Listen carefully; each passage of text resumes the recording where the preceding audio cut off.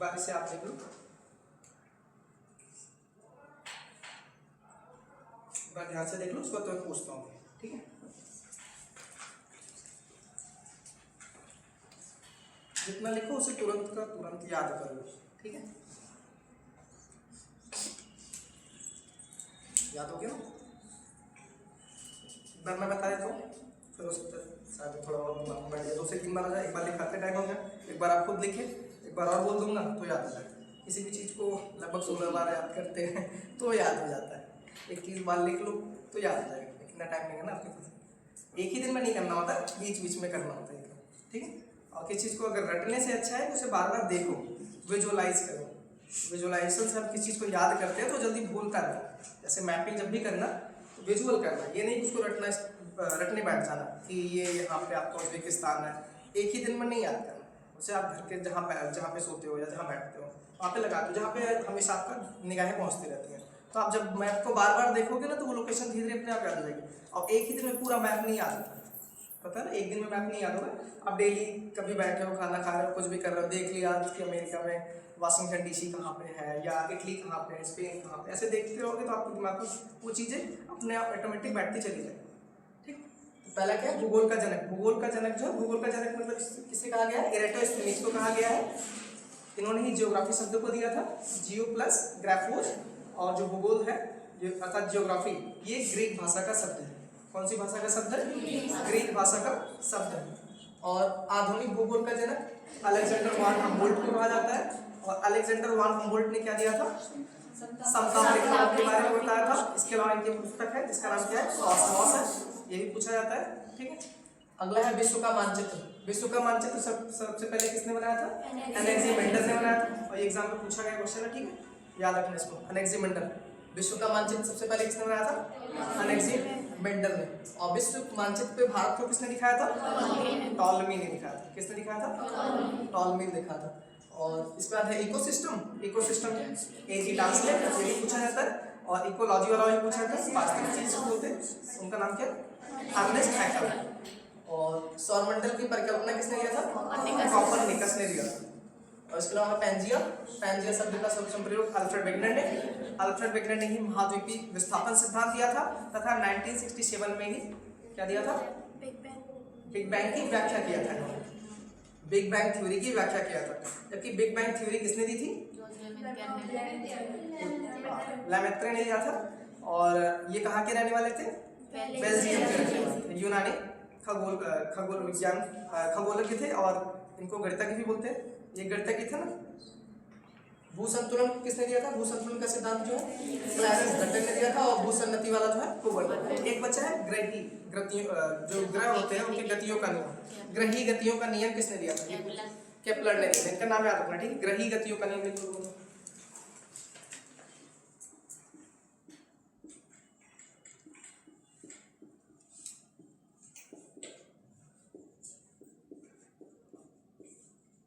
ग्रही गतियों का नियम किसने दिया है? केपलर, ठीक है। ये भी पूछा था। केपलर का ग्रही गतियों का नियम पता है? 3 नियम दिए थे उन्होंने साइंस में। इससे को कुछ आइडिया है केपलर? उन्होंने ये बताया था कि जो सूर्य होते हैं वो सेंटर में होता है, पहला नियम था उनका। और ग्रह अर्थात पृथ्वी उनके सभी चक्कर लगाते हैं। दूसरा नियम उन्होंने क्या दिया था? समान समयांतराल में, मतलब जो सूर्य के प्रकाश होता है वो समान समय में समान दूरी तय करता है, ठीक है। दूसरा नियम था क्या? सूर्य का प्रकाश समान समय में समान दूरी तय करता है। और तीसरा नियम उनका क्या है? जो आवर्तकाल होता है, परिक्रमण काल जिसको हम बोलते हैं, परिक्रमण काल जो होता है वो अर्ध दीर्घवृत्तीय कक्ष जो होता है, अर्ध दीर्घ होता है ना, जैसे पूरा क्या है? हाइपरबोला अर्थात दीर्घवृत्ताकार कक्ष। इसकी जो औसत दूरी होती है दीर्घवृत्ताकार कक्ष की, ए बोलते हैं उसको स्मॉल ए। तो जो टी स्क्वायर होता है वो प्रोपोर्शनल टू किसके होता है? ए क्यूब के होता है। T square proportional to a cube होता है। ये तीसरा नियम होता है केपलर का, ठीक है। केपलर का तीसरा नियम क्या है? ये इंपॉर्टेंट तीसरा नियम, T square proportional to a cube होता है। केपलर के 3 नियम। और सीधा जो ज्योग्राफी पूछा था इतने पूछा जाएगा, वो फिजिक्स का पार्ट है ना, तो ये पूछा जाएगा ग्रही गतियों का नियम किसने दिया था? केपलर। ध्यान देना, कोपरनिकस केपलर में हमेशा कंफ्यूजन होता है। ठीक है, उसको याद रखना, 2 से 3 बार देख लोगे अपने आप भूलोगे नहीं। ठीक, इसको अगला जो है कुछ पुस्तकों के नाम है ज्योग्राफी के जो सीधे एग्जाम में पूछे जाते हैं। जैसे आर्यभट्टियम किसने लिखा है? आर्यभट्ट ने लिखा है, नाम से मिलता है। ठीक है, सिद्धांत शिरोमणि एक पुस्तक है जिसको भास्कराचार्य ने लिखा है, क्योंकि भास्कराचार्य का नाम ही इंपॉर्टेंट है। ठीक है, तो उन्होंने कुछ भी लिखा होगा तो पूछा ही जाएगा। आर्यभट्ट भी इंपॉर्टेंट है तो वही पूछे जाएंगे। उसके अलावा कॉस्मॉस जो भी मैंने बताया वही पूछा जाएगा, पॉलिटिक्स पूछा जाएगा। ठीक, तो उसको लिखते हैं।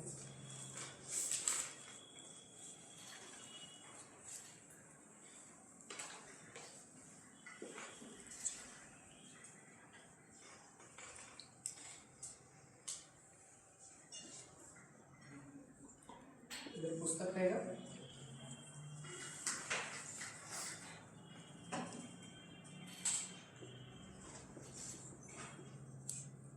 किसने लिखा? उसके लेखक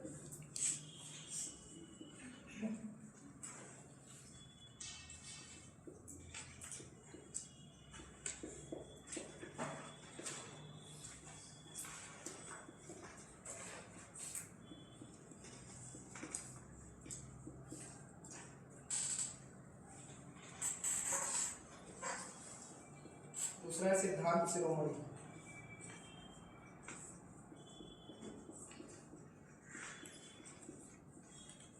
ये किसने लिखा है? भास्कराचार्य।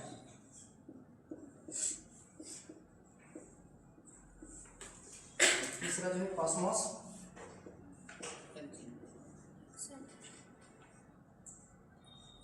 इसको किसने लिखा? हमबोल्ट ने लिखा। ठीक, हमबोल्ट ने किसने लिखा? हमबोल्ट ने लिखा। एक है एंथ्रो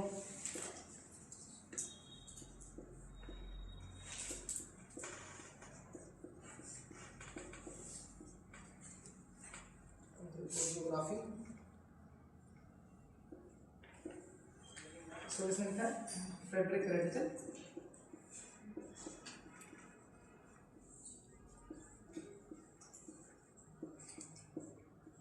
किसने लिखा?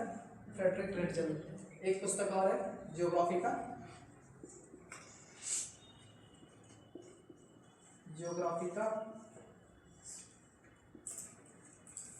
ठीक है, ज्योग्राफी का। और एक है द ज्योग्राफी, दो अलग अलग है। ठीक है, ज्योग्राफी का इसको जो लिखा है उनका नाम है स्ट्रैबो।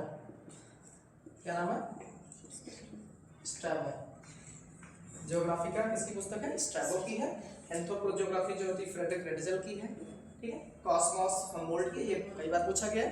ठीक है, आर्यभट्टियम तो आर्यभट्ट का नाम से ही मिलता जुलता है। सिद्धांत शिरोमणि है भास्कराचार्य की। ठीक है, और ज्योग्राफी का किसका? स्ट्रैबो की। ठीक है, द ज्योग्राफी।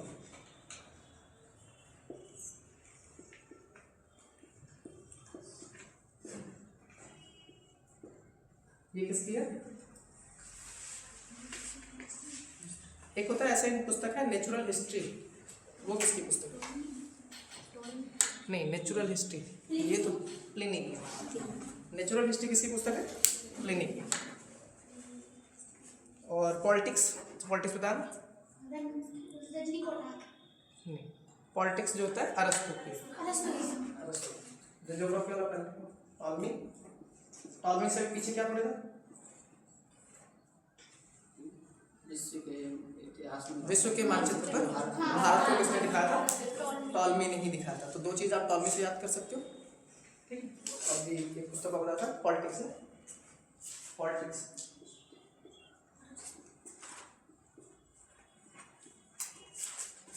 पॉलिटिक्स किसकी है? अरस्तु की। और कोई पुस्तक ज्योग्राफी से भी छूट रही हो? नेचुरल हिस्ट्री नहीं लिखा ना, नेचुरल हिस्ट्री लिखो।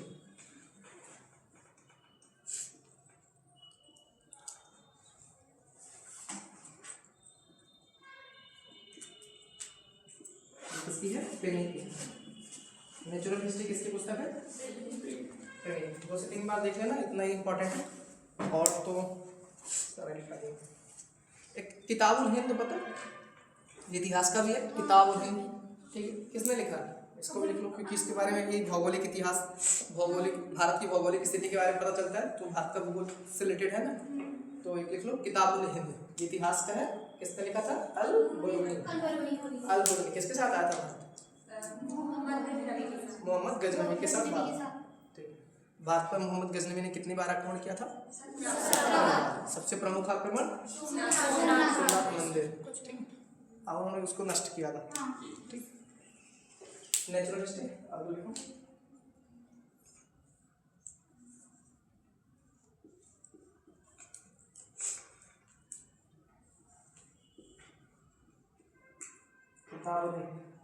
तहकीकात हिंद भी बोलते हैं इसी को, किताब और हिंद को क्या बोला जाता है? तहकीकात हिंद।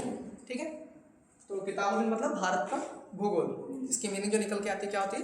भारत का भूगोल, किताब और हिंद।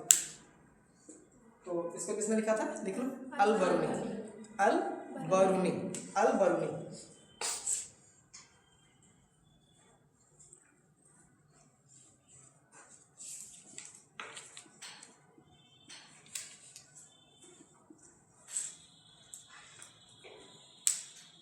ठीक है, एक बार देख लो आप।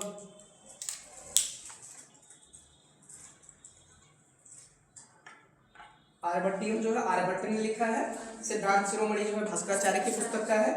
कॉस्मॉस हमबोल्ट की है, और हमबोल्ट ने क्या दिया था?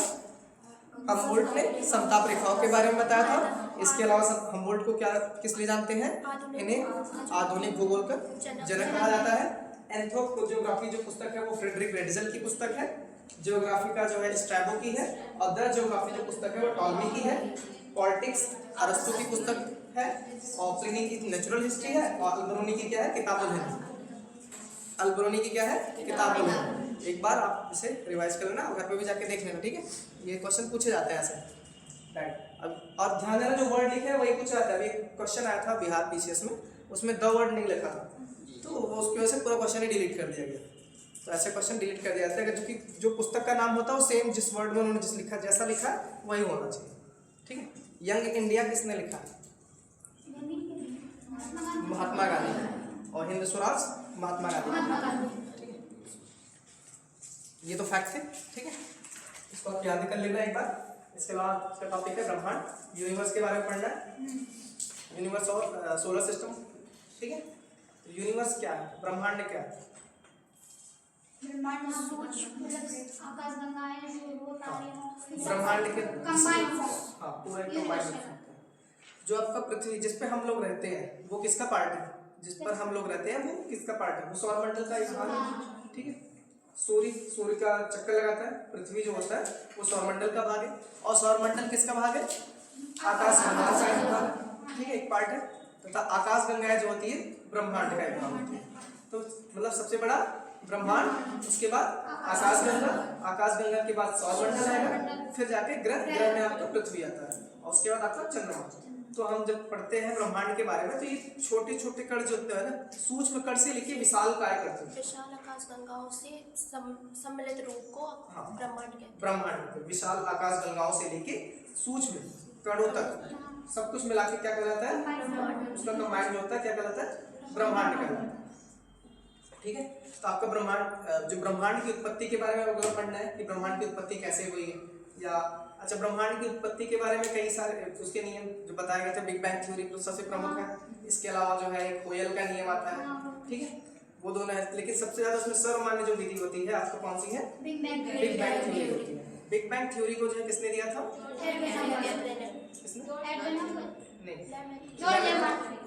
लेमेत्रे ने दिया था। 1927 में दिया था। 1927 में लेमेत्रे ने दिया था, और ये बेल्जियम के रहने वाले हैं। बिग बैंग थ्योरी के बारे में कुछ बिग बैंग थ्योरी जो बताई जाती है उससे पहले कुछ और नियम है। जैसे आपका सबसे पहले टॉलमी का है जियोसेंट्रिक अवधारणा। कौन सी अवधारणा है? जियोसेंट्रिक अवधारणा टॉलमी की है। तो जो टॉलमी की जियोसेंट्रिक अवधारणा, जियो का मतलब क्या होता है? पृथ्वी होता है। जियो का अर्थ क्या होता है? पृथ्वी होता है। तो पहला लिखना टॉलमी की जियोसेंट्रिक अवधारणा।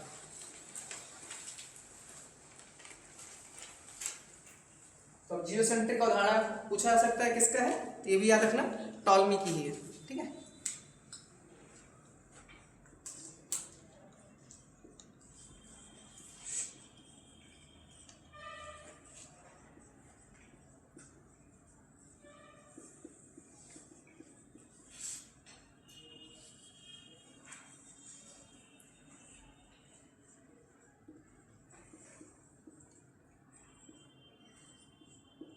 टॉलमी की जो जियोसेंट्रिक अवधारणा है, ठीक है, जियो का अर्थ ही होता है पृथ्वी होता है, और सेंट्रिक मतलब क्या होता है, बीच में, ठीक है। तो यहाँ पे क्या बताया गया कि जो पृथ्वी होता है वो सेंटर में होता है, और जितने भी ग्रह होते हैं, सूर्य होते हैं, ये सब चक्कर लगाते हैं, ठीक है।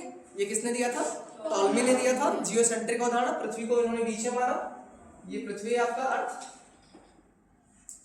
ठीक है, और सभी ग्रह जो होते हैं इसके चारों तरफ चक्कर लगाते हैं, मतलब एक ही पथ में, ठीक है। सभी ग्रह इधर हो गए, फिर उसके बाद मतलब जो भी ग्रह बचेंगे, सूर्य बचेंगे, सब इसके साथ चारों तरफ चक्कर लगाते हैं।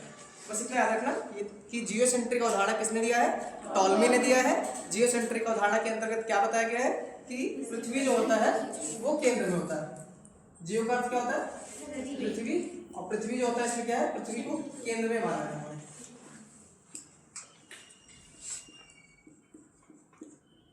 जो उस समय का कैथोलिक चर्च था वो भी इसी बात को एक्सेप्ट करता है। कैथोलिक चर्च मतलब जो पादरी वर्ग होता है, ठीक है, उन्होंने भी ये माना था कि पृथ्वी जो होता है बीच में होता है, और बाकी सूर्य और अन्य ग्रह जो होते हैं इसके चक्कर लगाते हैं, ठीक है। इसके बाद अगला नियम क्या है, कॉपरनिकस।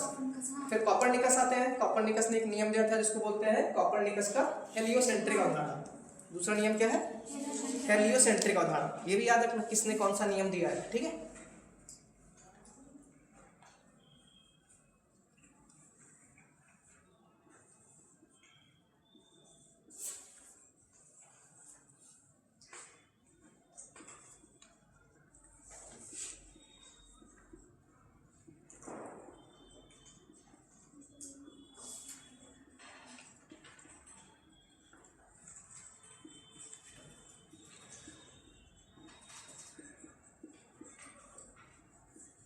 हेलियोसेंट्रिक अवधारणा, ठीक है।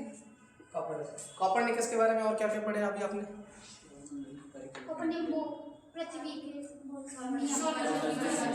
सौर मंडल की परिकल्पना किसने दिया था, कॉपरनिकस ने दिया था। तो कॉपरनिकस को क्या बोलते हैं, आधुनिक भूगोल शास्त्र का जनक कहते हैं, ठीक है। तो तीन चीज इनका नाम याद रखना है। एक तो कॉपरनिकस ने सौर मंडल की परिकल्पना दिया, इन्हें ही आधुनिक भूगोल का जन्मदाता, सॉरी आधुनिक खगोल शास्त्र का जनक कहा जाता है। आधुनिक खगोल शास्त्र का जनक कौन है, कॉपरनिकस है। और कॉपरनिकस ने हेलियोसेंट्रिक अवधारणा दी थी, ठीक है। तीनों चीज मिला के एक साथ में पढ़ लोगे, ठीक है, तो आपको आसानी से याद हो जाएगा। ऐसे कोई चीज अगर आती है तो उनसे रिलेटेड और भी चीजें होती है, चाहे किसी भी सब्जेक्ट में हो, तो आप उसी टाइम उसको रिवाइज कर लिया करें, ठीक है। तो कॉपरनिकस का जो हेलियोसेंट्रिक अवधारणा होती है, हेलियो मतलब क्या होता है, हेलियो का अर्थ क्या होता है, सूर्य। हेलियो का अर्थ क्या होता है, सूर्य। इसका अर्थ होता है सूर्य, ठीक है। तो हेलियोसेंट्रिक अवधारणा में इन्होंने दिया कि जो सूर्य होता है वो केंद्र में होता है, बाकी अन्य ग्रह जो होते हैं चक्कर लगाते हैं, ठीक है। सूर्य इसमें जो होता है क्या होता है, सूर्य इसमें सेंटर में होता है, और बाकी अन्य ग्रह जो होते हैं वो परिक्रमा करते हैं चारों तरफ, ठीक है। ये कौन सी अवधारणा है, कॉपरनिकस की हेलियोसेंट्रिक अवधारणा। ये दोनों आप जरूर याद करना, ठीक है, इंपॉर्टेंट है। इसके बाद एक आते हैं हर्सेल महोदय, ठीक है। इनसे पहले आते हैं केपलर आते हैं, सॉरी कॉपरनिकस के बाद कौन आता है, केपलर आता है। केपलर ने क्या बताया था, ग्रही गतियों के नियम, जो मैंने तीनों बताया कि सूर्य जो होता है, उन्होंने यही दिया कि तीसरा लिखना कॉपरनिकस, सॉरी केपलर का ग्रही गतियों का नियम। तीसरा नियम क्या है,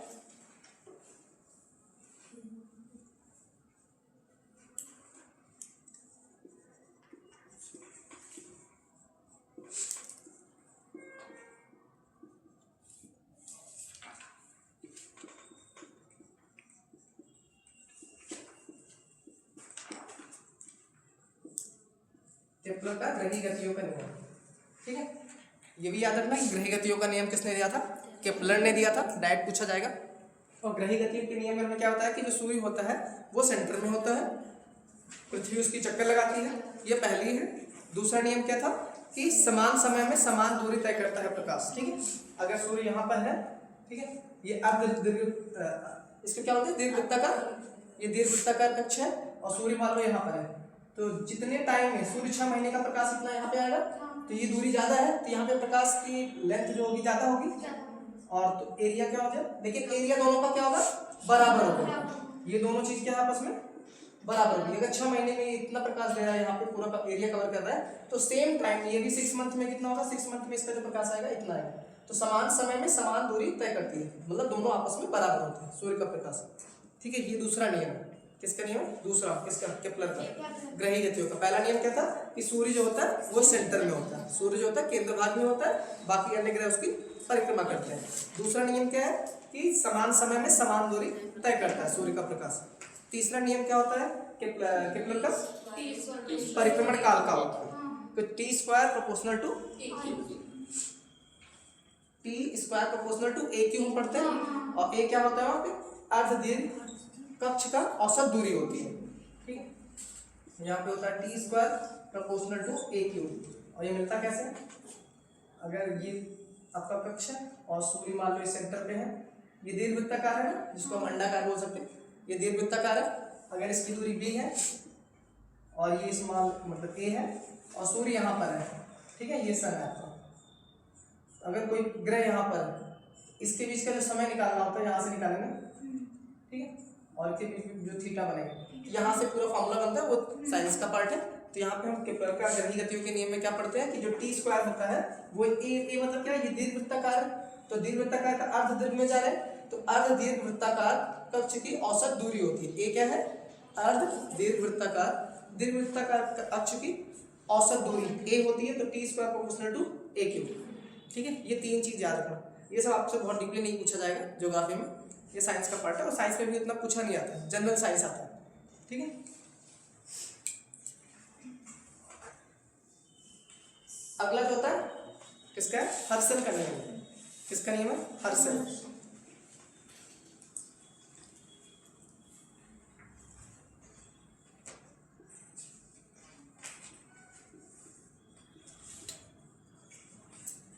हर्सल ने क्या बताया था? हर्सल ने बताया, आप बताइए। आकाश गंगा के बारे में बताया था इन्होंने कि जो सूर्य है या सॉरी जो पृथ्वी है या अन्य ग्रह या सूर्य है, ये हमारी आकाश गंगा का एक अंश मात्र है, ठीक है। ये किसने बोला था? हर्सल ने बोला था। हर्सल ने बोला था कि सूर्य, पृथ्वी व अन्य ग्रह हमारी आकाश गंगा का एक अंश मात्र है, ठीक है। ये जो अवधारणा दिया था किसने दिया था? हर्सल। ये इतना पूछा नहीं जाता एग्जाम में, ठीक है, बस आप याद रखना, डायरेक्टली नहीं पूछा जाएगा कि थियरी किसने दिया था। तो हर्सल ने बताया था कि जो पृथ्वी है, अन्य ग्रह है, सूर्य है, ये हमारी आकाशगंगा का एक अंश मात्र है, ठीक है। अगला जो नियम आता है वो आता है किसका? एडविन हब्बल के बारे में। एडविन हब्बल 1920 में आते हैं। उन्होंने 1920 में एक अवधारणा दी, इसमें बताया उन्होंने कि यूनिवर्स का विस्तार हो रहा है, ठीक है। तो किसने बताया था ये बात? यूनिवर्स का एडविन हब्बल ने बताया था। इस बात को याद रखना, ठीक है, कि यूनिवर्स का विस्तार हो रहा है, ये बात किसने बताई थी? एडविन हब्बल ने बताया था, 1920 में बताया था। 1920 में एडविन हब्बल ने ब्रह्मांड के विस्तार के बारे में बताया था, और ब्रह्मांड का विस्तार के विषय में जो उन्होंने बताया था उसका रीजन मतलब तर्क क्या दिया था कि जो यूनिवर्स में आकाश गंगाएं हैं उनके बीच की दूरी बढ़ रही है, ठीक है। पहले सिकुड़ती है, फिर विस्फोट होता है, फिर वो फैलती है, ग्रेविटेशनल फोर्स की तरह। अगला जो नियम है किसका? एडविन हब्बल का, चौथा। फिर इन्हीं सब का यूज करके जो है बिग बैंग थ्योरी के बारे में बताया जाएगा, ठीक है।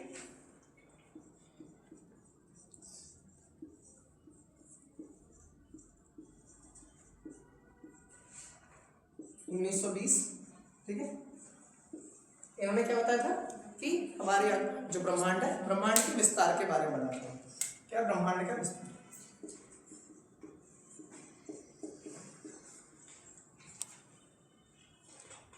ब्रह्मांड का विस्तार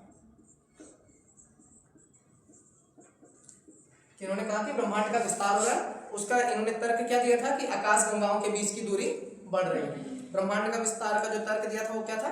आकाश गंगाओं के बीच की जो दूरी है वो बढ़ रही है, तर्क है।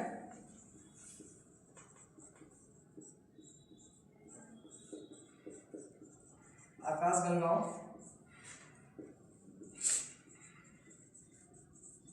के बीच की दूरी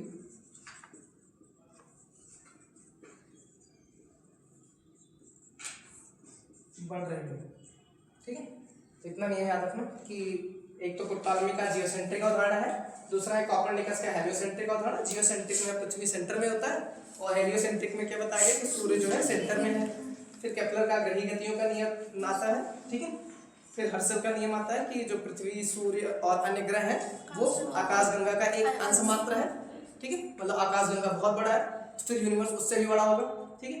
तो एडविन हब्बल फिर आते हैं। एडविन हब्बल ने 1920 में बताया था कि ब्रह्मांड का विस्तार हो रहा है, ठीक है, ब्रह्मांड का विस्तार हो रहा है, और उसका रीजन दिया था उन्होंने कि आकाशगंगाओं के बीच की जो दूरी है उसमें विस्तार हो रहा है, अर्थात इसके बीच की दूरी बढ़ रही है, ठीक है।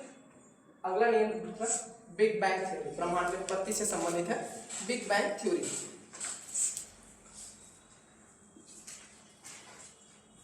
बिग बैंग परिकल्पना या बिग बैंग थ्योरी।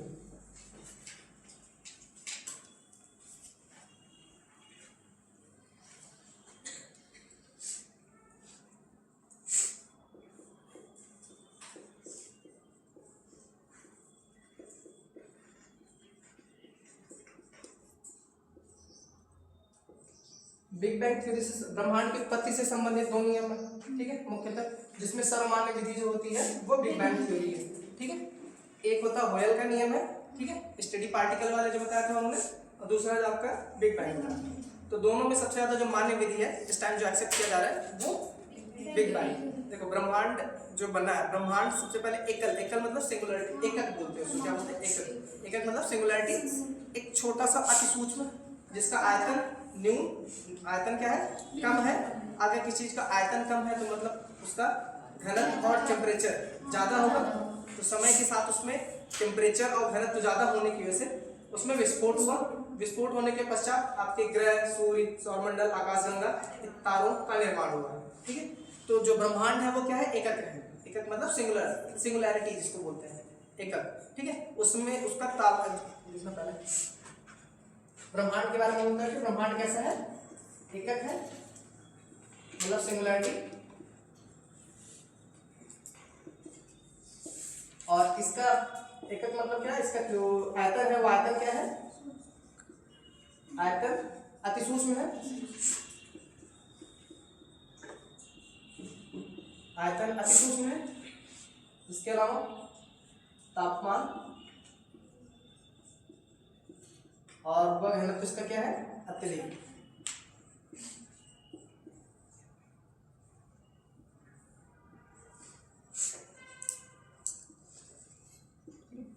एक सिंगुलैरिटी जो होती है ब्रह्मांड की जो उत्पत्ति हुई है कि आयतन उसका अति सूक्ष्म है और तापमान और घनत्व अत्यधिक होने के कारण उसमें गुरुत्वाकर्षण बल ज्यादा लगता है, ठीक है, जिसकी वजह से उसमें विस्फोट हुआ और आकाशगंगा और तारों का निर्माण हुआ।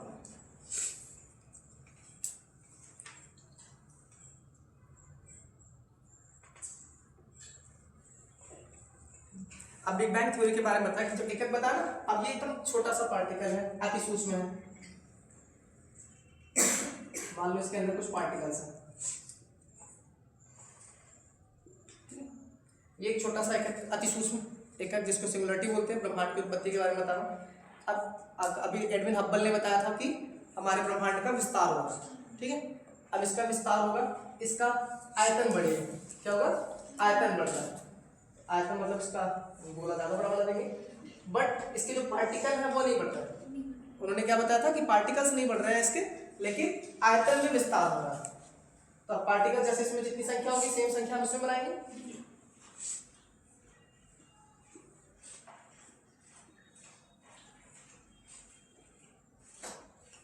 ठीक है।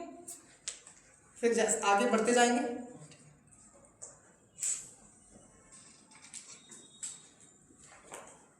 सर तो इसके पार्टिकल नहीं बढ़ रहे, इसमें मतलब कौन सा रूल अप्लाई हुआ, क्यों नहीं बढ़ रहे? दो नियम दिया गया था परिकल्पना में, एक था आपका होयल का नियम और एक था big bang theory. Big bang देखिए ये परिकल्पना है क्योंकि 13.7 अरब वर्ष पहले की घटना है, तो दो लोगों ने नियम दिया और दोनों में से एक नियम एक्सेप्ट किया जाता है जिसको उन्होंने डॉपलर के नियम से इसको प्रूफ किया था। किस नियम से प्रूफ किया था, डॉपलर के नियम से।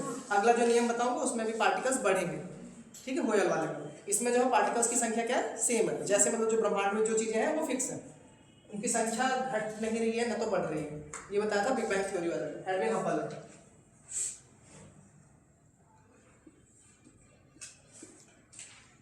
ऐसे आकार बढ़ता जा रहा है, तो मतलब आकार हमारे जो ब्रह्मांड है उसका विस्तार होता जा रहा है, लेकिन इसके पार्टिकल्स सेम है। ये आता है आपका बिग बैंग थ्योरी। और एक बना लो इससे भी बड़ा, ठीक है।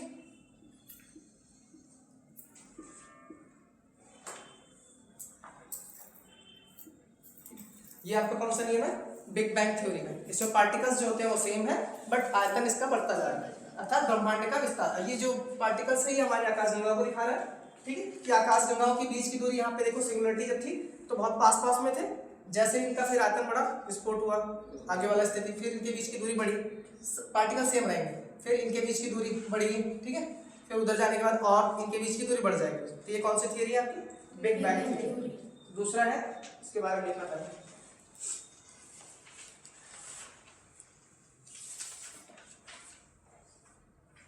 तो ब्रह्मांड की उत्पत्ति से संबंधित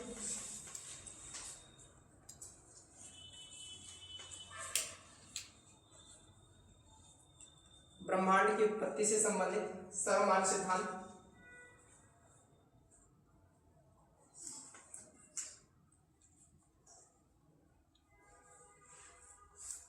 ब्रह्मांड की उत्पत्ति से संबंधित सर्वमान्य सिद्धांत बिग बैंग थ्योरी है, बिग बैंग सिद्धांत है।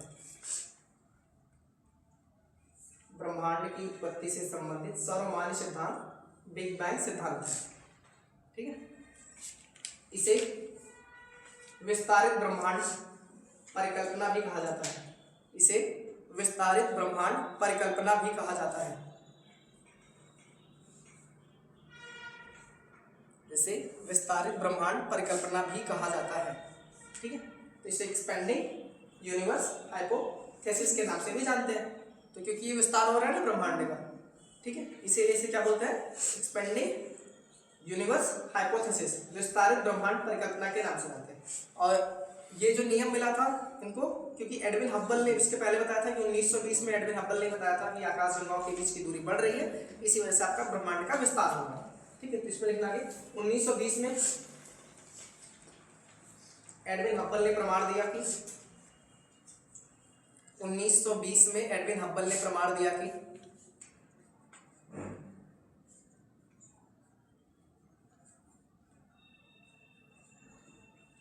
ब्रह्मांड का विस्तार हो रहा है।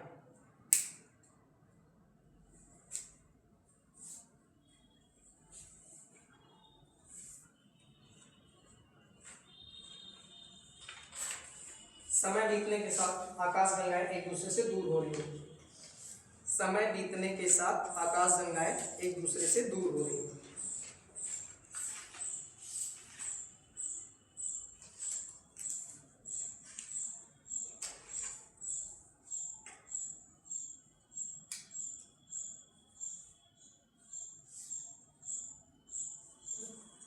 आगे लिखना लाइन है, बिग बैंग थ्योरी का प्रतिपादन, बिग बैंग थ्योरी या बिग बैंग सिद्धांत का प्रतिपादन जॉर्ज लैमेत्रे ने किया। किसने किया है? जॉर्ज लैमेत्रे। बिग बैंग थ्योरी का जो प्रतिपादन है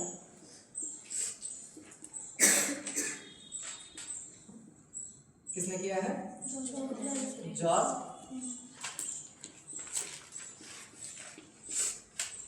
लैमेत्रे ने किया है। कब किया था? 1927 में किया था। कब किया था? 1927 ईस्वी में किया था। और इसका व्याख्या किसने किया था? किसका? बिग बैंग थ्योरी का।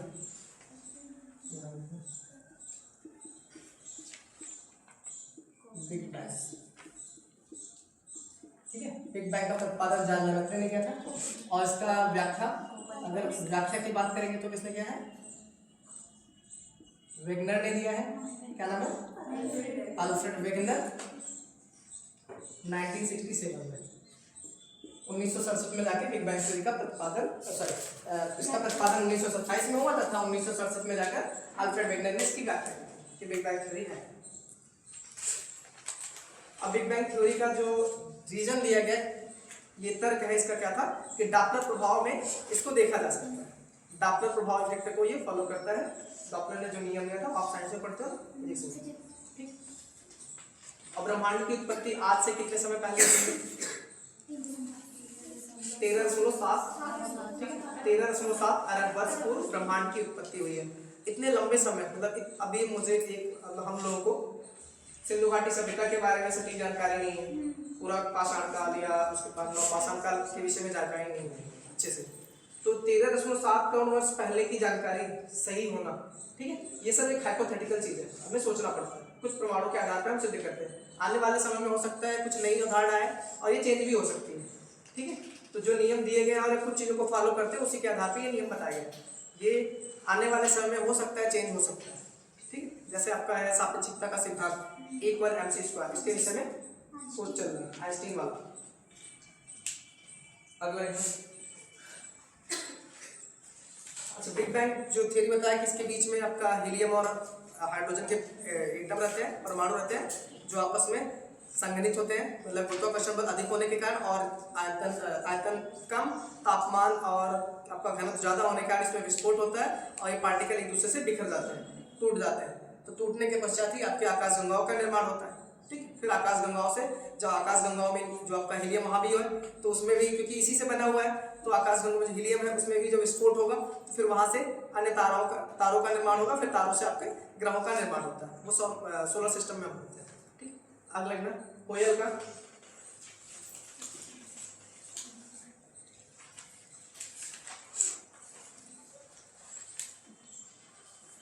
कोयल का नियम, ठीक है। अगला किसका नियम है? कोयल का नियम है, ठीक है। स्टडी पार्टिकल का आंसर ऐसे ही सेम बनेगा, स्टडी पार्टिकल का।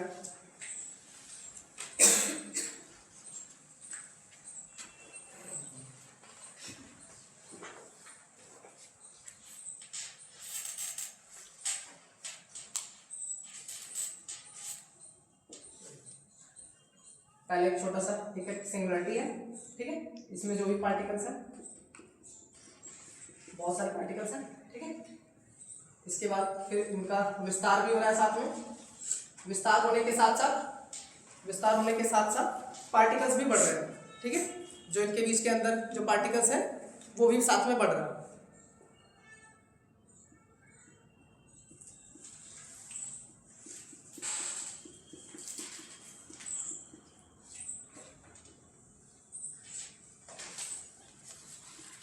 जैसे जैसे इनका आकार बढ़ रहा है वैसे वैसे इनके पार्टिकल्स भी बढ़ रहे हैं। तो ये नियम जो है एक्सेप्ट नहीं किया गया है। इसके स्थान पे हम लोगों ने किस सिद्धांत को एक्सेप्ट किया है? Big bang theory. इसके स्थान पर हम लोगों ने बिग बैंग थ्योरी को एक्सेप्ट किया है। इनके अनुसार क्या ब्रह्मांड का जैसे जैसे विस्तार हो रहा है आकाशगंगाओं का भी विस्तार होता जा रहा है। लेकिन एडविन हबल ने क्या बताया था कि ब्रह्मांड का विस्तार हो रहा है आकाशगंगाओं के बीच की दूरी बढ़ने से हो रहा है, न कि पार्टिकल्स की वजह से। इसमें क्या पार्टिकल्स की संख्या भी बढ़ रही है, आयतन तो बढ़ रहा है लेकिन पार्टिकल्स की संख्या भी बढ़ रही है। और एडविन हबल ने क्या बताया था कि आयतन बढ़ रहा है और आकाशगंगाओं के बीच की दूरी बढ़ रही है, जिस वजह से हो रहा है। चौथा बना लेना इसके बाद, ठीक है। तो ये नियम एक्सेप्ट नहीं है, ठीक है। इसके स्थान पर हम लोगों ने कौन से नियम को एक्सेप्ट किया है? बिग बैंग थ्योरी को एक्सेप्ट किया है। इसके बारे में ज़्यादा लिखने की जरूरत नहीं है। कोयल का है स्टडी पार्टिकल्स हाइपोथेसिस, ठीक है। स्टडी पार्टिकल, ठीक है। स्टडी पार्टिकल मतलब स्थिर।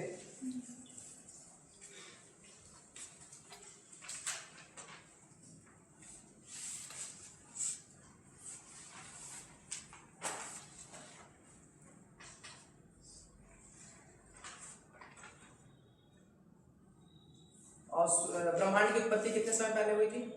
13.7 अरब वर्ष। ठीक, इसको भी लिख लेना साइड में कि ब्रह्मांड की उत्पत्ति जो हुई है वो 13.7 अरब वर्ष पूर्व हुई है, ठीक है। याद रखना पूछा जाता है, ठीक है, एनसीईआरटी में। अच्छा, हमारे सोलर सिस्टम जो है सौर मंडल की उत्पत्ति कितने समय पहले हुई थी?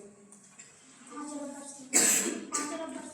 हाँ, लगभग बोल सकते हैं 4.6 अरब वर्ष पूर्व, ठीक है। 4.6 अरब वर्ष पूर्व सोलर सिस्टम की उत्पत्ति हुई है, ठीक है। और इतने समय पुराने, इतना समय पुराना तो उसके बारे में सटीक जानकारी मिलना असंभव, ठीक है। तो ये हाइपोथेटिकल चीज इसीलिए पीछे लिखा था हाइपोथेसिस, एक परिकल्पना है किसी की, ठीक है, किसी के विचार है और जो किसी नियम से चाहे डॉपलर इफेक्ट से या किसी और चीज से उसको प्रूफ किया जाता है कि ये बातें सही है। अगला क्या है? आकाशगंगा के बारे में। आकाशगंगा, हमारी आकाशगंगा का नाम क्या है? मंदाकिनी, मिल्की वे। अच्छा, मिल्की वे क्यों कहा जाता है? इसे मिल्की वे क्यों कहा जाता है?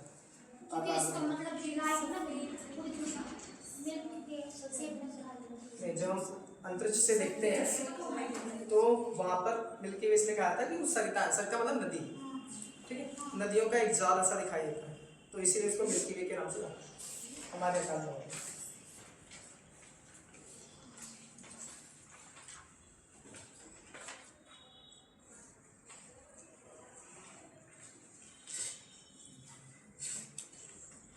आकाशगंगा के बारे में लिखना। ये तारों के समूह को आकाशगंगा कहा जाता है। तारों का एक ऐसा समूह या तारों के समूह को तारों का समूह ये आकाशगंगा है। तारों का ऐसा समूह जिसे तारों का ऐसा समूह जो अपने ही गुरुत्वाकर्षण बल के कारण एक दूसरे से बंधे रहते हैं या परस्पर बंधे रहते हैं।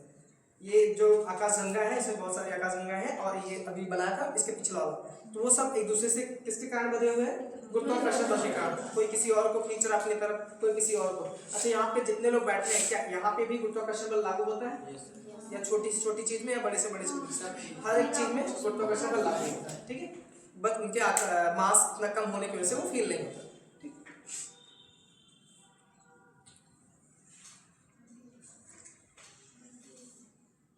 ये क्वेश्चन ये पूछा गया है कि आकाशगंगा का आकार कैसा होता है।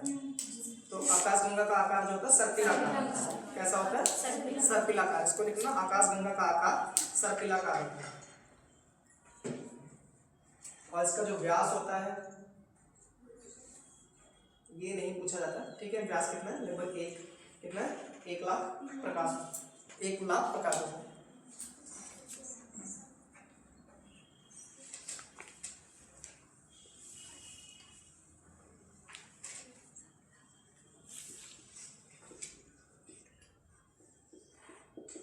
आकाशगंगा या गैलेक्सी।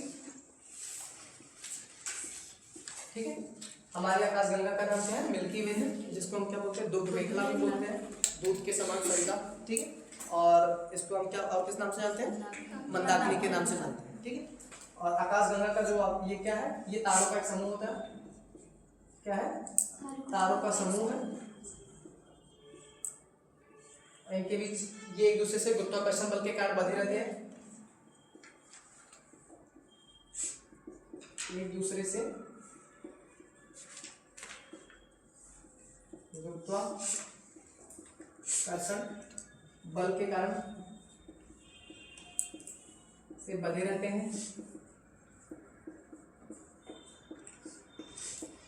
एक दूसरे से गुरुत्वाकर्षण बल से बंधे रहते हैं। तो गुरुत्वाकर्षण बल किसने दिया था? न्यूटन ने दिया था। गुरुत्वाकर्षण बल का फॉर्मूला पता है? बता दो, क्यों साइड में ज्योग्राफी में पढ़ते उसमें फिजिक्स में पढ़ते हैं। F बराबर है ना? F बराबर जी आ जाएगा M1 M2 अपान R स्क्वायर। M1 M2 जो यहाँ पे जो भी पार्टिकल्स हैं उसको यहाँ द्रव्यमान है और उनके बीच की दूरी है। और जी जो होता है उसको क्या बोलते हैं? गुरुत्वाकर्षण नियतांक बोलते हैं। और F गुरुत्वाकर्षण बल है। जी जो वर्ड है इसको गुरुत्वाकर्षण नियतांक बोलते हैं। इसका मान कितना होता है? ये भी पूछा जाता है। 6.67 इंटू 10 की पावर -11। ठीक है, याद रखना। ठीक है, लास्ट वाला नंबर तो याद रखना क्योंकि -11 है। और इसकी यूनिट क्या बनेगी आपकी? न्यूटन मीटर स्क्वायर पर केजी स्क्वायर। देखो जी यहीं रहे तो आर को उधर ट्रांसफर कर लो। एफ का तो न्यूटन होता है, ये सीधा सीधा याद कर लो। डायरेक्ट ये भी पूछा सकता है कि फोर्स का यूनिट क्या होता है। तो फोर्स की 3-4 यूनिट है। एक तो न्यूटन है, दूसरा डायन है, फिर यहाँ से सेंटीमीटर में भी हम कर सकते हो। वैसे तो क्या बनेगा फोर्स का? केजी मीटर पर सेकंड स्क्वायर। 3 यूनिट याद करना, तीनों पूछा जाता है। तो फोर्स की यूनिट क्या क्या होती है? लिख लो साइड में। एक तो न्यूटन हो गया, इसके अलावा क्या होता है? डायन। इसके अलावा तीसरा बना सकते हो केजी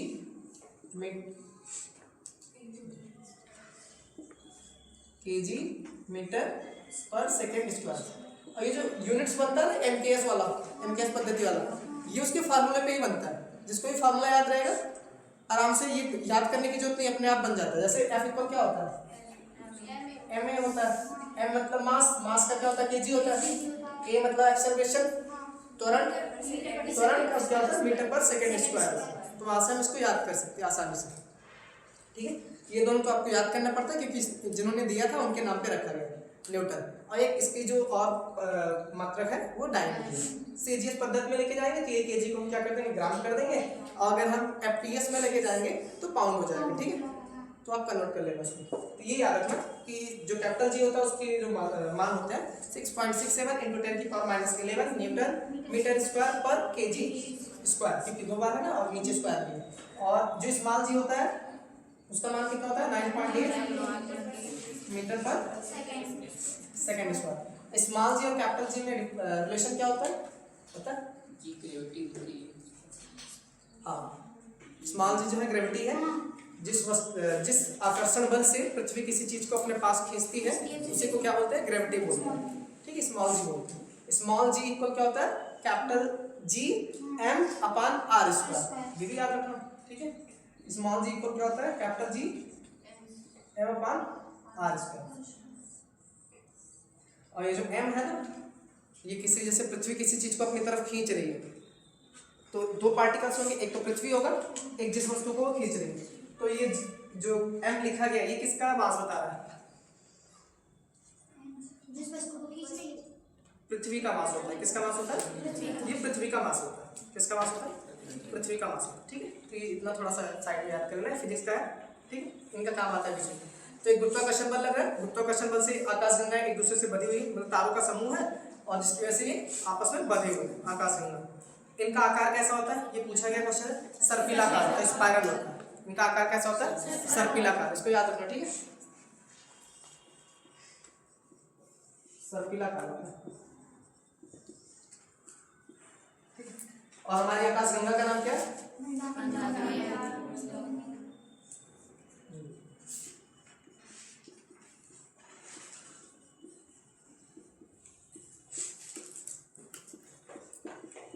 हमारी आकाशगंगा का नाम क्या है, मंदाकिनी है,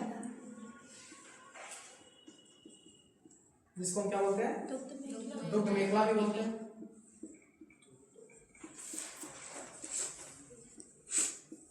मेखला या मिल्की वे बोलते हैं।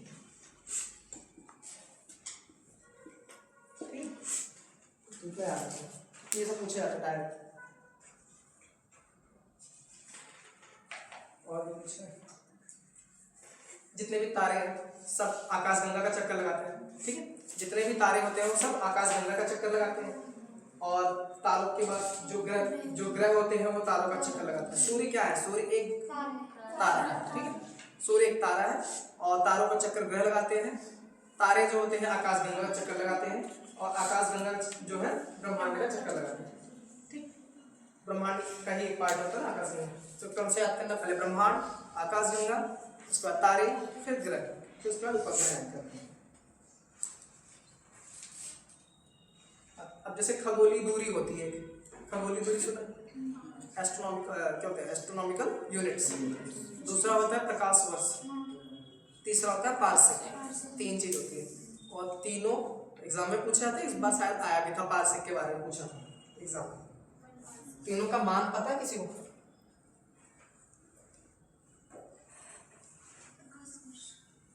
ये सब खगोलीय दूरी है, मतलब 2 दूर स्थित कोई भी पार्टिकल्स है उनके बीच की दूरी निकालने के, जैसे किलोमीटर होता है, मीटर होता है, तो ये इनसे भी अधिक दूरी को निकालने के लिए इनका प्रयोग किया जाता है। जैसे सूर्य और पृथ्वी के बीच की जो दूरी है वो कितना है, 1 खगोलीय इकाई जो होता है,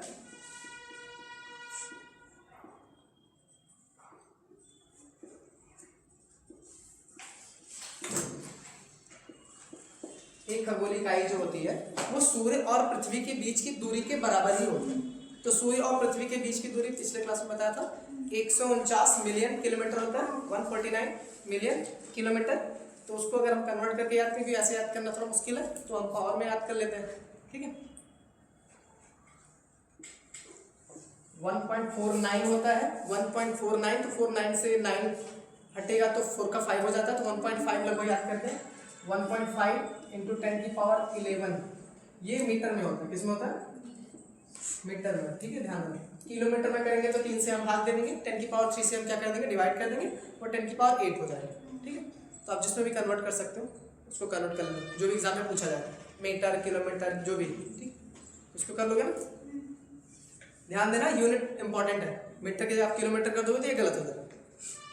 तो यूनिट सबसे इंपॉर्टेंट है, इसको याद रखो। दूसरा क्या होता है, एक प्रकाश वर्ष होता है।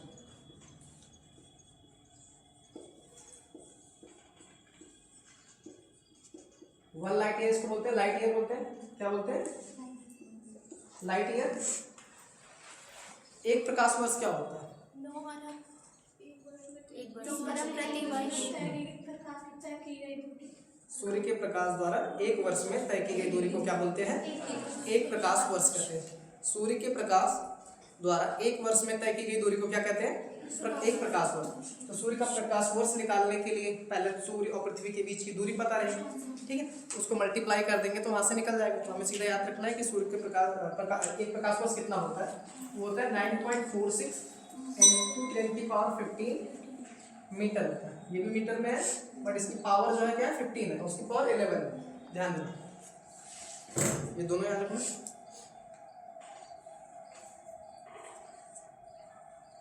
और तीसरा होता है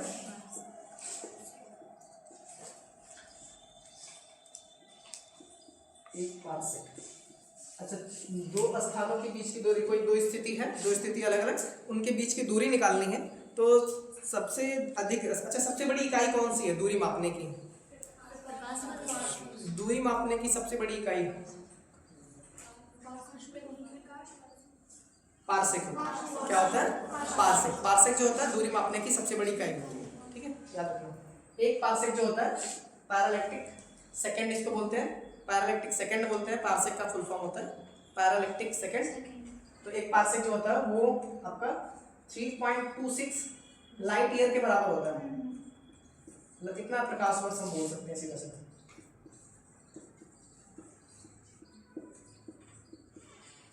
3.26 प्रकाश वर्ष होता है, ठीक है। एक्यूरेट है या लगभग? हाँ, ये लगभग 3.26 लगभग है ना, 3 पॉइंट में लिखा गया है। अब ये भी 9.46 है, तो ये सब लगभग में ही है, ठीक है।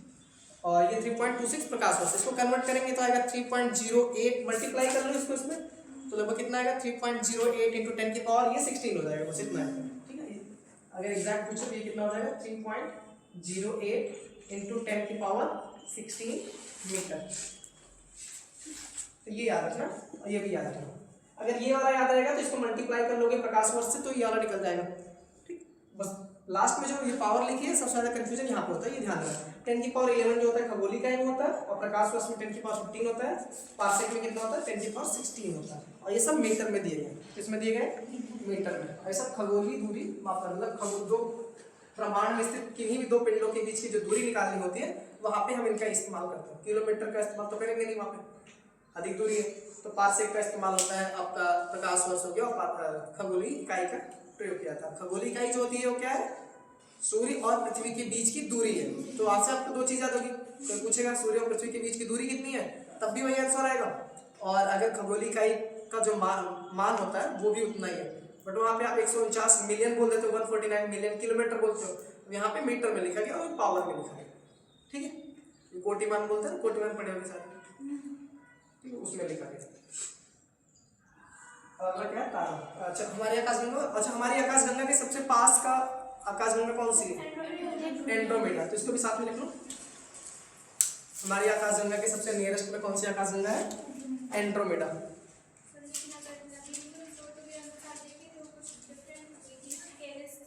हाँ, अब वो नहीं है क्या? इसका आकाशगंगा दूसरी नया। अच्छा, नया जल्दी में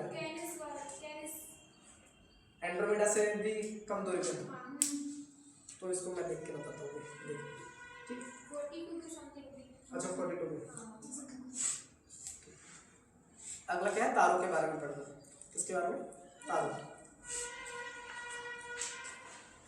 तारा भी क्या है? एक खगोलीय पिंड है, ठीक है। तारा भी एक ब्रह्मांड का ही पार्ट है, खगोलीय पिंड होता है जो आकाशगंगा के टूटने की वजह से बना है। क्योंकि जो तारे होते हैं वो किससे बने होते हैं? आकाशगंगा से बने होते हैं। और आकाशगंगा में जब विस्फोट होता है, या क्योंकि जो पार्टिकल बहुत संकेंद्रित होते हैं, जब भी चीजें आयतन कम हो और घनत्व और तापमान ज्यादा होता है, तो वहाँ पे गुरुत्वाकर्षण बल अधिक प्रभावी होता है, जिसकी वजह से क्या होता है? उसमें विस्फोट होता है, और विस्फोट होने से उनमें उसका विखंडन हो जाता है, मतलब वो टूट जाते हैं, और टूटने के पश्चात ब्रह्मांड में इधर उधर बिखर जाते हैं। तो आकाशगंगाओं के विखंडन से ही आपके तारों का निर्माण हुआ है, ठीक है। तारों का निर्माण कैसे हुआ? वहाँ पे जो भी पार्टिकल्स है वो किसके बने हैं? हाइड्रोजन और हीलियम के होते हैं, वो आपस में जुड़ते हैं, संघनित होते हैं, संघनित होते हैं। हाँ, उसके बाद उसमें क्या होता है? विस्फोट होता है। विस्फोट के पश्चात वो आकाश हमारे ब्रह्मांड में यूनिवर्स में फैल जाते हैं। तारों के बारे में लिखना। तारे ऐसे खगोलीय पिंड है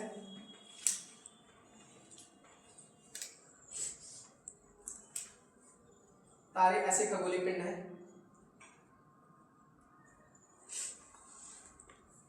जो निरंतर प्रकाश एवं ऊष्मा उत्सर्जित करते हैं।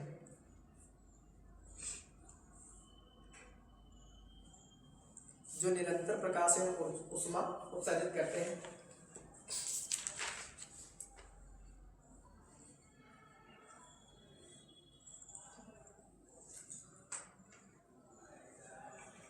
ये हाइड्रोजन गैस और हीलियम गैस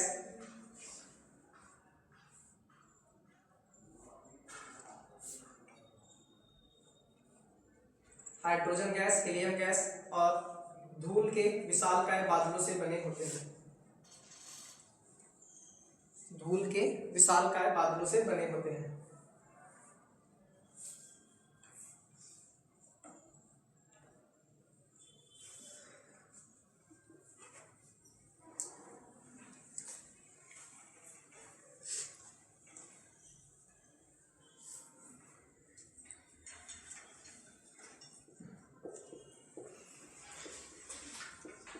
धूल के विशालकाय बादलों से बने होते हैं। ठीक है, और इसमें आपका हीलियम है, हाइड्रोजन है, नाइट्रोजन भी होते हैं, अन्य कण भी होते हैं, उनका प्रतिशत लिखिएगा।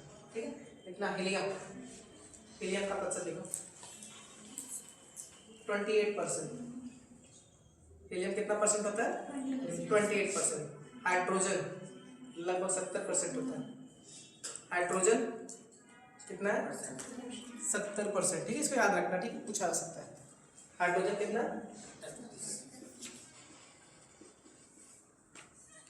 हाइड्रोजन जो है 70% है। हीलियम आपका कितना है? 28% है। और नाइट्रोजन वो अन्य गैस जो है वो लगभग 1.5 में।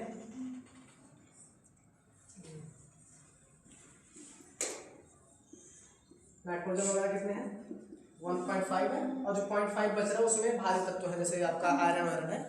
तो अन्य जो 0.5% आता है उसमें क्या है आपके? इसमें भारी तत्व है। भारी तत्व में जैसे जैसे आपका आयरन निकल वगैरह भारी तत्व होते हैं।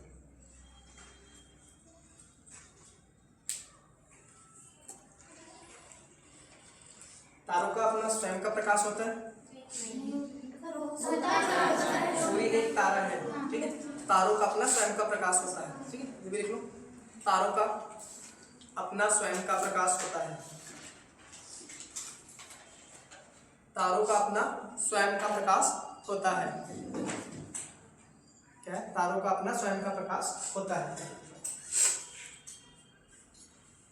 ठीक है, और ये तारों का जो आकार होता है, रंग, तारों का आकार, रंग, ये सब जो निर्भर करता है आकार पे ही, उसके तापमान की वजह से क्या होता है? उसका आकार हो गया, आकार का निर्धारण होता है। उसकी अवस्था कौन सी है? वो प्रोटोस्टार में है या अपनी वृद्धावस्था में पहुंच चुकी है, प्रारंभिक अवस्था में है या वृद्धावस्था में है, ये सब उसके तापमान पर निर्भर करता है। ठीक है, अगला लिखना। तारे का रंग पृष्ठ ताप पर निर्धारित होता है। तारों का रंग जो है किस पर निर्धारित होता है? पृष्ठ ताप, मतलब उसके जो सरफेस होता है उसके ताप पर निर्धारित होता है।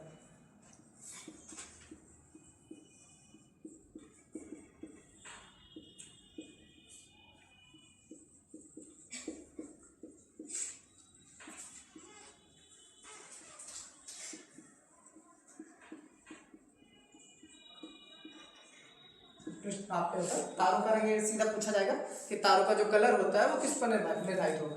अब जैसे ताप मतलब क्या? टेम्परेचर। कोई व्यक्ति गुस्सा ज्यादा रहेगा तो चेहरे का रंग बता देगा ना, तो वैसे सेम स्थिति यहाँ पर भी है। तापमान ज्यादा रहेगा तो उसका जो रंग रहेगा वो अलग रहेगा, तापमान कम रहेगा तो उसके जो रंग है वो अलग रहेगा। ठीक है, तो इसके कुछ कलर तारों की स्थिति है उसको लिख लो। जैसे लाल रंग का तारा है। ठीक है, दूसरा क्या है? श्वेत है, फिर नीला। 3 रंग के तारों के बारे में जानना। अगर तापमान कम है तो कैसे है?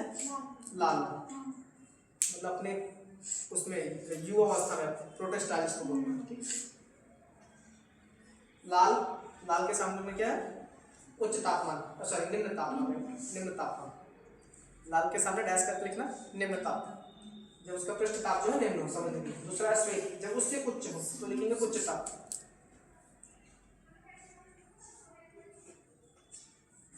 तीन लिखो, लाल, श्वेत और नीला। तो तीनों का रंग याद रखना, ठीक है। लिखोगे लाल, लाल रंग के तारे हैं तो निम्न तापमान,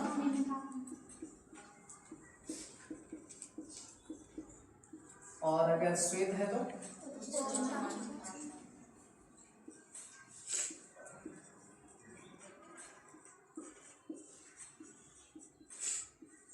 और नीला है तो अत्यधिक तापमान, ठीक है। यहाँ पे तापमान क्या होता है? मैक्सिमम होता है।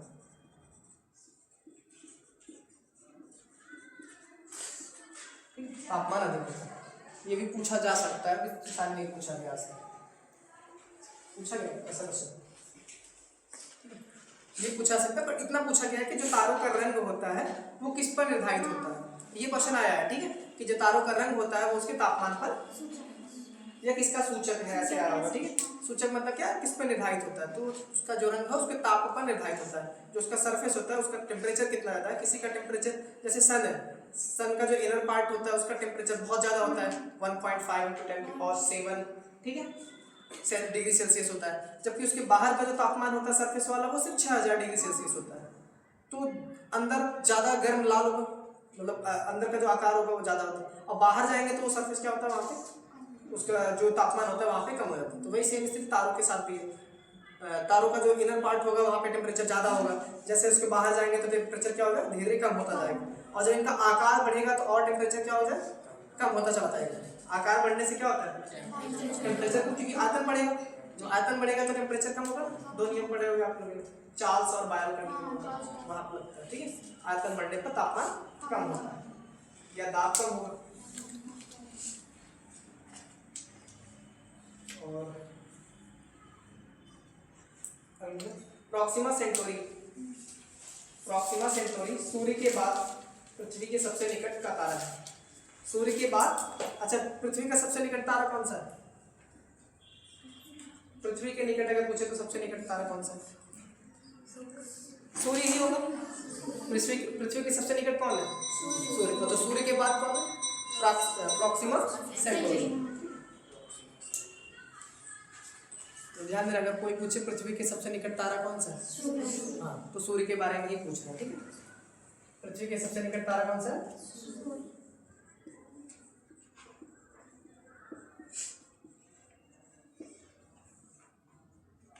सबसे निकट है,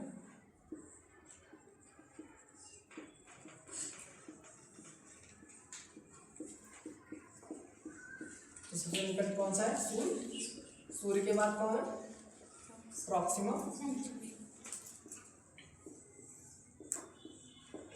सेंटोरी इसको बोलते हैं, प्रॉक्सिमा सेंटोरी, ठीक है। तो याद रखना, ये पूछा गया था क्वेश्चन कि सूर्य के बाद वाला पूछा है, क्योंकि सूर्य सबको याद रहता है। और यही पूछा गया कि स्टेटमेंट में सूर्य एक तारा है, तो सही है गलत है? सही है ना, सूर्य एक तारा है। और प्रॉक्सिमा सेंटोरी जो है आपका सूर्य के बाद सबसे निकटतम तारा है। इसके बाद एक अल्फा सेंटोरी आता है, प्रॉक्सिमा सेंटोरी फिर अल्फा सेंटोरी। तो आप इतना याद रखना, प्रॉक्सिमा सेंटोरी तक ही।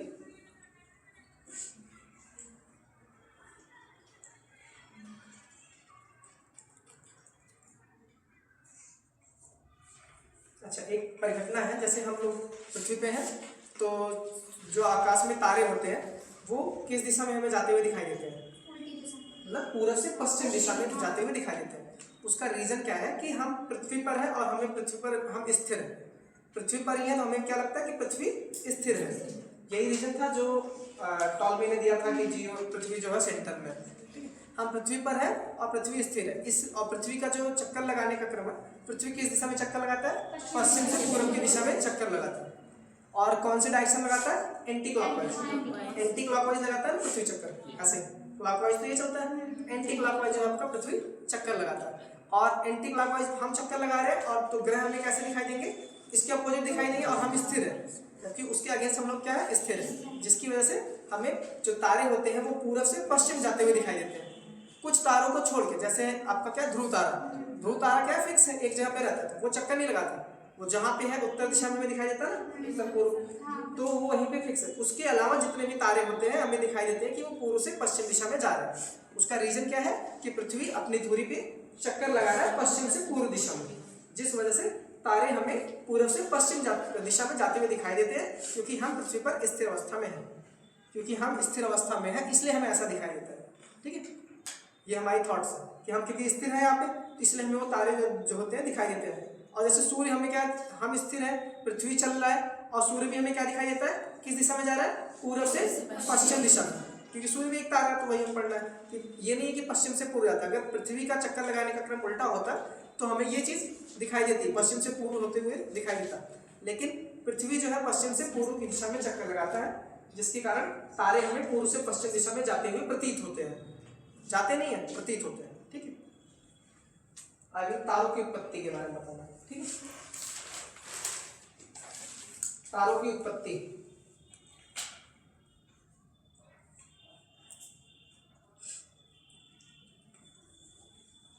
तारों की उत्पत्ति, ठीक है, पहला है प्रोटोस्टार का निर्माण।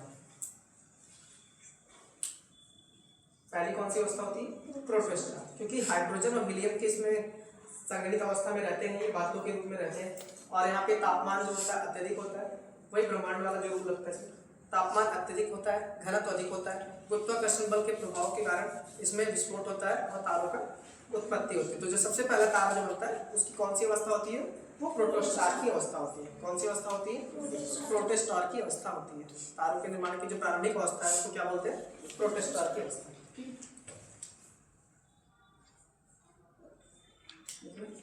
प्रोटोस्टार का निर्माण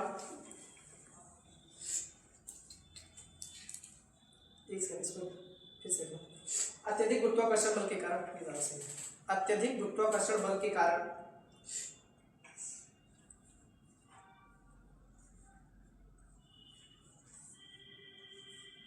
अत्यधिक गुरुत्वाकर्षण बल के कारण निहारिका में सिकुड़न प्रारंभ हुई।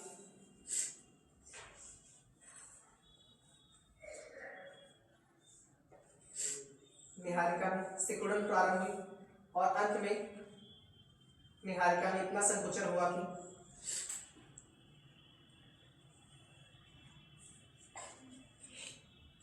वे अत्यधिक सघन पिंड में बदल गई।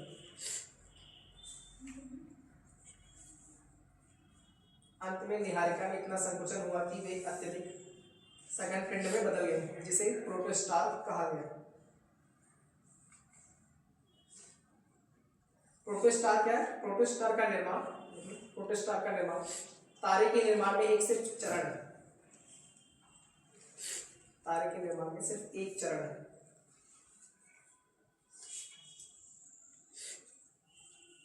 यह प्रकाश का उत्सर्जन नहीं करता है।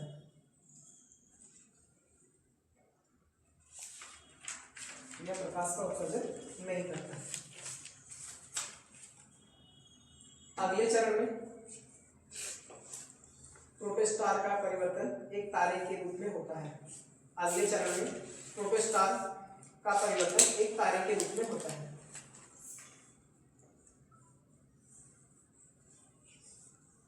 अगले चरण में प्रोटोस्टार का परिवर्तन एक तारे के रूप में होता है, जो प्रकाश का उत्सर्जन करता है, जो प्रकाश का उत्सर्जन करता है।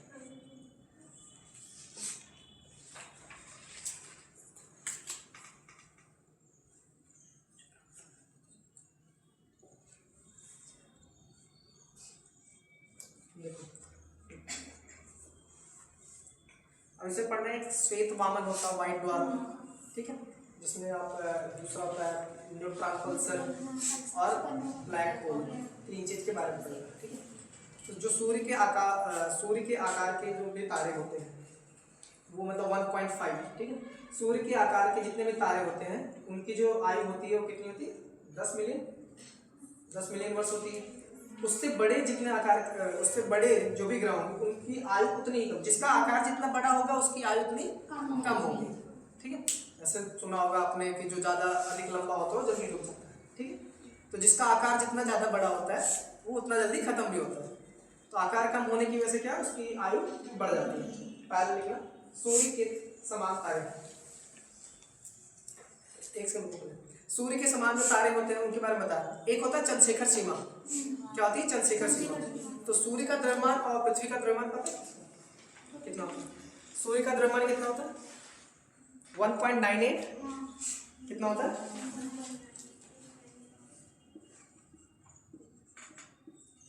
सूर्य का द्रव्यमान 1.98 इंटू 10 की पावर 13 केजी होता है। और पृथ्वी का अगर कोई पूछे तो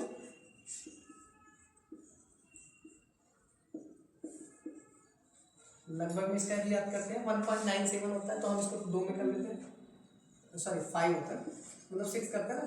5.97 इंटू 10 की पावर कितना होता है? 24 केजी।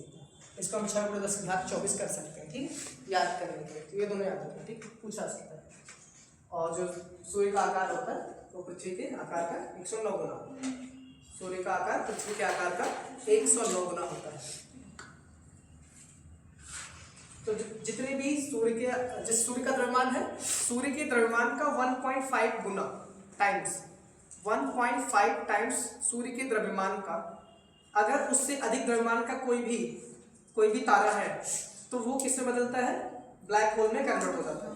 लेकिन इसके समान का अगर कोई तारा है, इसके समान सूर्य के द्रव्यमान की 1.5 गुना के समान है या उससे कम है, तो वो व्हाइट ड्वार्फ में कन्वर्ट होते हैं, श्वेत वामन में कन्वर्ट होते हैं। ठीक है, तो इतना याद रखना। चंद्रशेखर सीमा भी लिख लेना साथ में। चंद्रशेखर सीमा 3 पॉइंट ये पूछा सकता है।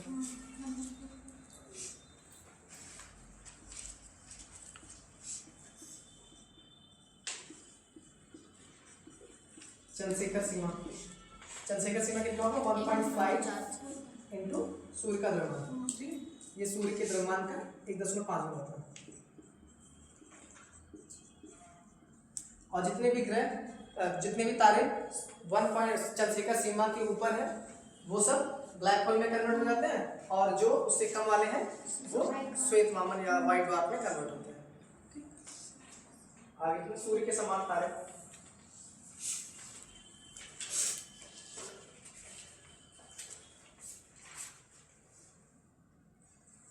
सूर्य के समान तारे अर्थात सूर्य के द्रव्यमान के समान जो है,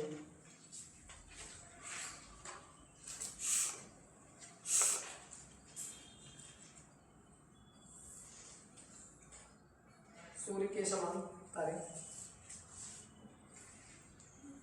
जो भी सूर्य के समान तारे होंगे वो किस में कन्वर्ट होंगे? व्हाइट, श्वेत वामन में कन्वर्ट होंगे। श्वेत वामन तारे इनको कहते हैं। ठीक है, तारे जब एक होता है रेड जॉइंट होता है, लाल दाना, महालाल दाना, उसको लाल दाना एक अवस्था होती है जब वो पूरा उसका तापमान अत्यधिक होता है, उस अवस्था को बोलते हैं। लाल दानों की अवस्था में जो सूर्य के समान तारे होते हैं वो श्वेत वामन में कन्वर्ट होते हैं। अब इसको बना के लिख सकते हो कि क्या बोला मैंने? सूर्य के समान तारे या सूर्य के द्रव्यमान के समान तारे लाल दानों की अवस्था में श्वेत वामन में परिवर्तित होते हैं।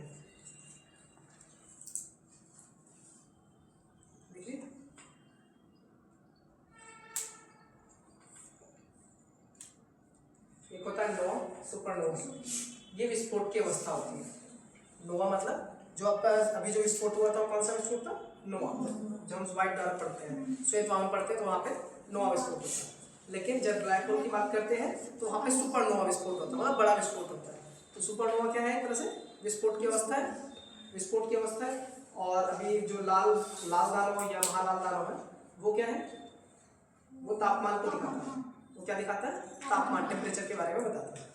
दूसरा लिखना सुपरनोवा,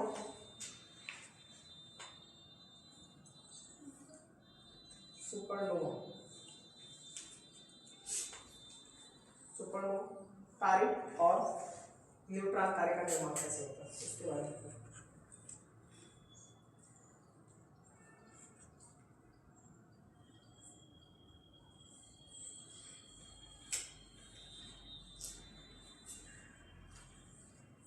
न्यूट्रॉन तारे में पाए जाने वाले पदार्थों की सघनता। न्यूट्रॉन तारे में पाए जाने वाले पदार्थों की सघनता।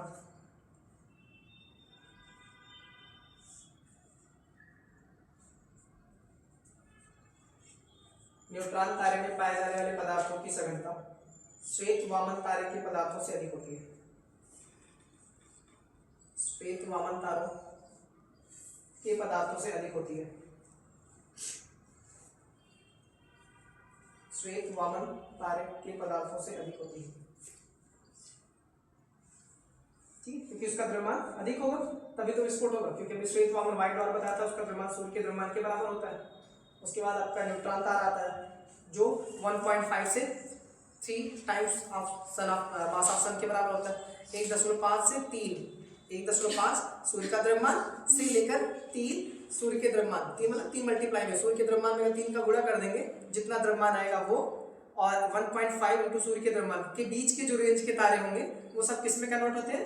वो न्यूट्रॉन तारे में। वो सब किस में कन्वर्ट होते हैं? न्यूट्रॉन तारे में कन्वर्ट होते हैं। न्यूट्रॉन तारे में पाए जाने वाले पदार्थों की सघनता श्वेत वामन तारों के पदार्थों से अधिक होती है। ठीक है। सुपरनोवा विस्फोट के पश्चात, सुपरनोवा विस्फोट के पश्चात जिन तारों का द्रव्यमान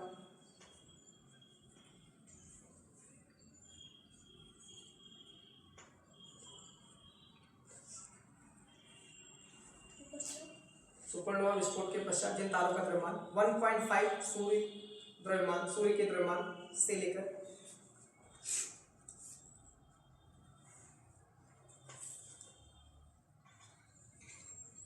3 सूर्य के द्रव्यमान, 3 मल्टीप्लाई सूर्य का द्रव्यमान तक होता है,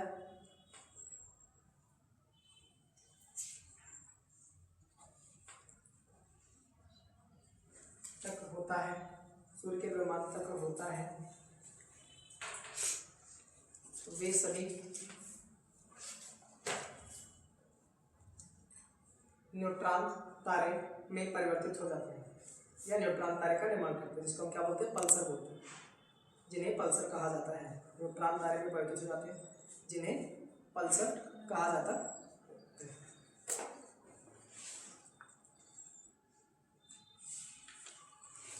इन्हें न्यूट्रॉन तारों को क्या बोलते हैं? पल्सर कहते हैं।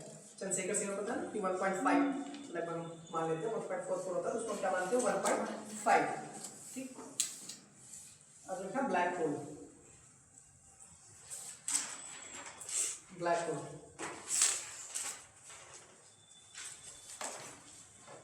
जब एक विशालकाय पिंड काफी बड़ा, जिसका आकार सूर्य के द्रव्यमान से काफी ज्यादा बड़ा, 3 गुने से भी अधिक हो, वे सभी तारे जिनका द्रव्यमान 3 सूर्य के द्रव्यमान के 3 गुने से अधिक होता है, मतलब सूर्य के द्रव्यमान में ही तो लिखा है 3 इंटू 1.5 इंटू 10 की पावर 30 kg सूर्य का द्रव्यमान होता है।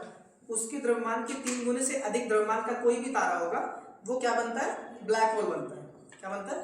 ब्लैक होल बनता है। अगर उससे कम है, 3 जो भी मल्टीप्लाई करें, 3 इंटू सूर्य के द्रव्यमान से अगर कम है और 1.5 इंटू सूर्य के द्रव्यमान से ज्यादा है, तो वो क्या बनता है? श्वेत वामन या पल्सर बनता है, जिसको पल्सर कहते हैं, क्योंकि वहां से रेडियो तरंगें निकलती हैं, जिस वजह से उसको क्या कहता है? पल्सर कहा जाता है।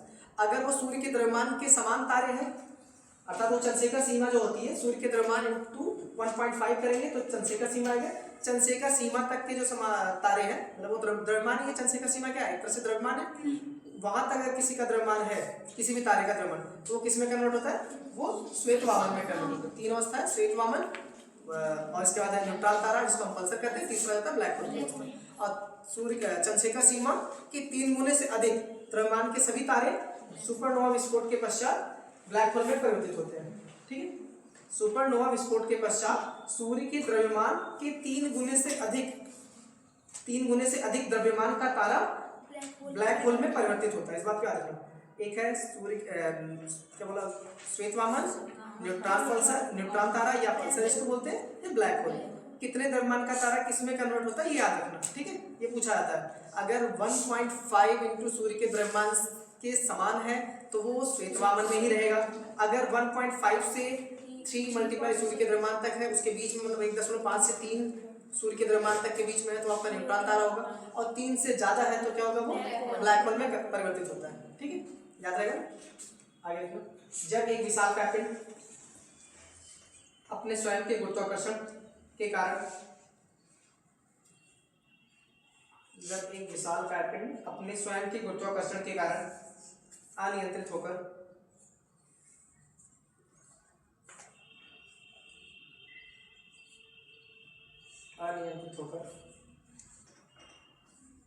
भीतर की तरफ संकुचित होता है, मतलब अंदर की तरफ सिकुड़ता है, अंदर की तरफ या भीतर की तरफ संकुचित होता है,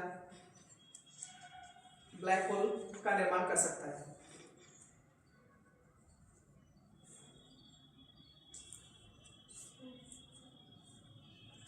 संकुचित होता है तो ब्लैक होल का निर्माण कर सकता है।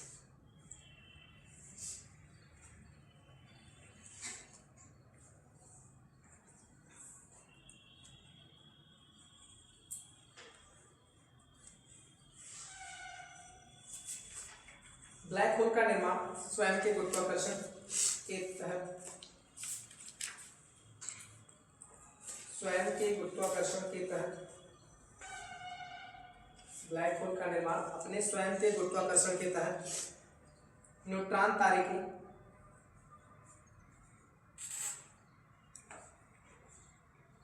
असीमित समय तक संकुचन द्वारा होता है।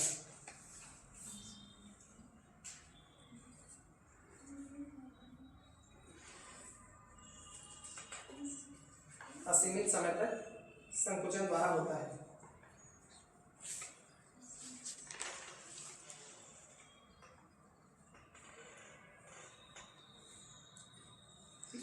तो ब्लैक होल क्या होता है? ब्लैक होल का जो द्रव्यमान, किसी ऐसे तारे जिसका द्रव्यमान 3 गुणे चंद्रशेखर सीमा से अधिक होते हैं, वे सभी तारे किस में कन्वर्ट होते हैं? ब्लैक होल में कन्वर्ट होते हैं। और ब्लैक होल का द्रव्यमान, जो तारे होते हैं उनका द्रव्यमान अत्यधिक होता है, और अत्यधिक द्रव्यमान होने के कारण ये अंदर की तरफ सिकुड़ते हैं। ठीक है, द्रव्यमान ज़्यादा है तो द्रव्यमान ज़्यादा होगा तो क्या होगा? आयतन भी होता है इसका, और अंदर की तरफ सिकुड़ेगा। ठीक, इसका यहाँ पे गुरुत्वाकर्षण इतना ज़्यादा सघन होता है। गुरुत्वाकर्षण बल होता है ना, गुरुत्वाकर्षण बल ब्लैक होल में सबसे अधिक होता है। गुरुत्वाकर्षण बल अधिक होने के कारण इसके पास से जो भी चीज़ें जाती हैं ये सभी को क्या करता है? अपनी तरफ खींचता है, क्योंकि आकार भी बहुत ज़्यादा बड़ा है, सूर्य के द्रव्यमान का 3 गुने से भी ज़्यादा, मतलब 3 इंटू चंद्रशेखर सीमा का भी। ठीक है, तो द्रव्यमान ज़्यादा होने की वजह से क्या होगा? अभी यहाँ पे फार्मूला लिखे थे ना जी वाला, तो जब m की वैल्यू बहुत ज़्यादा होगी तो गुरुत्वाकर्षण बल का मान भी बहुत अधिक होगा। तो गुरुत्वाकर्षण बल अधिक होने की वजह से वो वहाँ से होकर गुजरने वाली सभी चीज़ों को अपने अंदर समाहित कर लेता है। ठीक है, तो ब्लैक होल का जो द्रव्यमान होता है वो सर्वाधिक तो है ही, और ब्लैक होल में गुरुत्वाकर्षण बल जो होता है वो सबसे अधिक होता है। तो लिख लेना, यहाँ पर गुरुत्वाकर्षण बल सबसे अधिक होता है।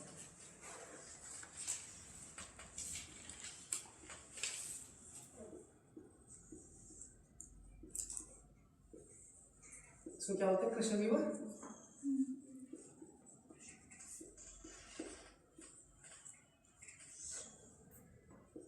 चंद्रशेखर सीमा का 3 गुना।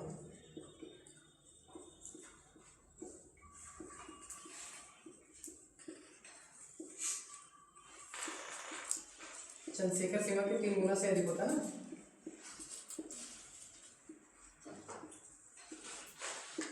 जिसका भी चंद्रशेखर सीमा के 3 गुने से अधिक द्रव्यमान का कोई भी तारा है वो सुपरनोवा विस्फोट करता है। सुपरनोवा विस्फोट के पश्चात वो ब्लैक होल में परिवर्तित होता है। ब्लैक होल का गुरुत्वाकर्षण सबसे अधिक होता है। यहाँ पे ब्लैक होल में क्या होता है? गुरुत्वाकर्षण बल क्या होता है? सर्वाधिक होता है।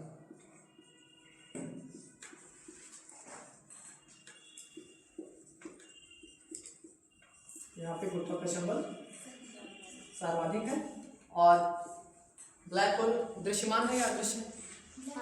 अदृश्य। ब्लैक होल का क्या है? अदृश्य। ब्लैक होल क्या है? अदृश्य है।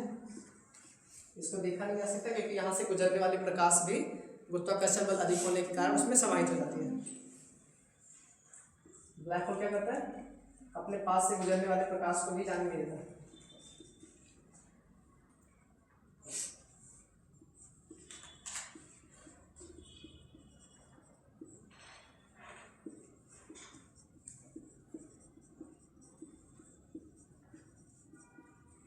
प्रकाश को भी समाहित कर लेता है।